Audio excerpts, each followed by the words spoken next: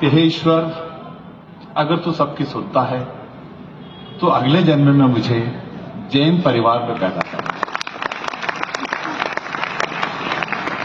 यहां का अनुशासन, यहां का धर्म के प्रति समर्पण, जितनी भी प्रशंसा की जाए कम है।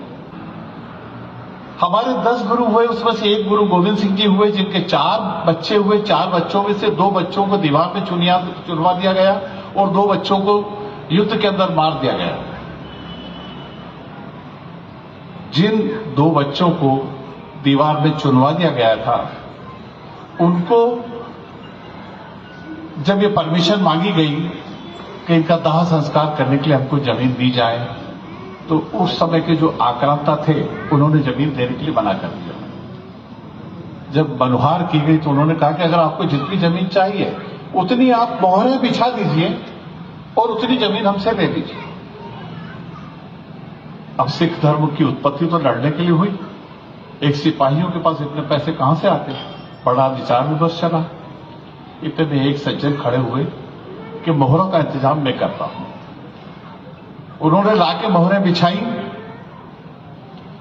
तब फिर मुगल आक्रांताओं ने एक और बात कही कि नहीं, ऐसी खड़ी मोहरें नहीं, हमको ऐसी खड़ी मोहरें चाहिए, ऐसी मोहरें चाहिए, वर्टिकल, ऐसी चपटी नहीं, ऐसी खड़े करके बिछाई। और वो बेचारे बड़े पेशोपश में फिर पुनः घर गए, फिर और सोने की मोहरें लेकर आए और 3-4 मोहरें, जब वो मोहरें ऐसी खड़ी कर रहे थे तो 3-4 मोहरें कम पड़ी। तो उनके एक छोटे से बालक ने आकर अपनी गुल्लक का एक पेटी ला करके दी कि पापा, आपने कई बार हमको सोने की मोहरें दी हैं, इसके अंदर भी कुछ हैं, आप इसको लेके बिछा दीजिए और अपना जो संकल्प है उसको पूरा कर लीजिए। उन्होंने उस संकल्प को पूरा किया। आज भी दुनिया के इतिहास के अंदर इतनी महंगी जमीन कभी नहीं बिकी जो गुरु गोविंद सिंह जी के बच्चों को दाह संस्कार करने के लिए दी।